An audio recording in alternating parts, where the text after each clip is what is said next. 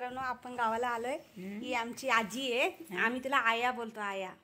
बरोबर बरोबर ना आहे. मग प्रत्येक आपण कसा दुसरे म्हणजे गावाला गेलो, दुसऱ्या देशाला गेलो का त्यांचा सगळा वेश वेगळा, सगळा वेगळा ना.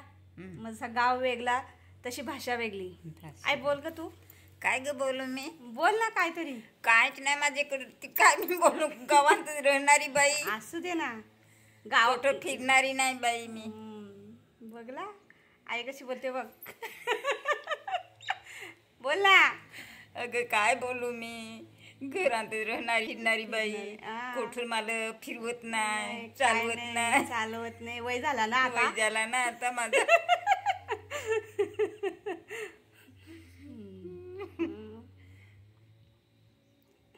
त्यांना सांग आपल्याला चॅनलला सबस्क्राईब करा असं सांग त्यांना.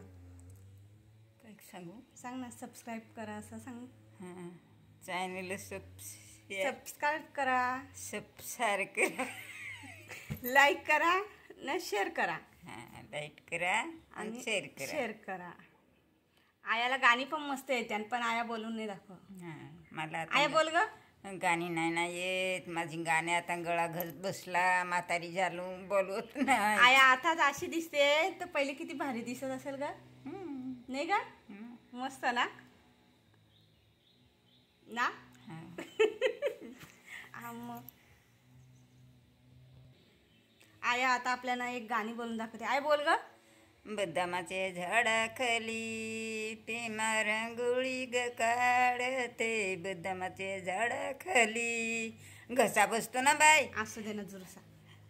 रांगोळ्या काढतानी पोरी बापाचा ठग करते. रांगोळ्या काढतानी बदामाच्या झाडाखाली परब रांगोळ्या ग काढते. बदामाच्या झाडाखाली रांगोळ्या काढतानी पोर माईच्या ग आठव करते. रांगोळ्या काढतानी बदामाच्या झाडाखाली पोर रांगोळ्या ग काढीते. बदामाच्या झाडाखाली रांगोळ्या काढतानी पोर भावाचा ग आठव करते. बदामाच्या झाडाखाली. काय ते घसा बसत. आमच्या आयासाठी एक लाईक आणि एक सबस्क्राईब होऊ द्या. थँक्यू.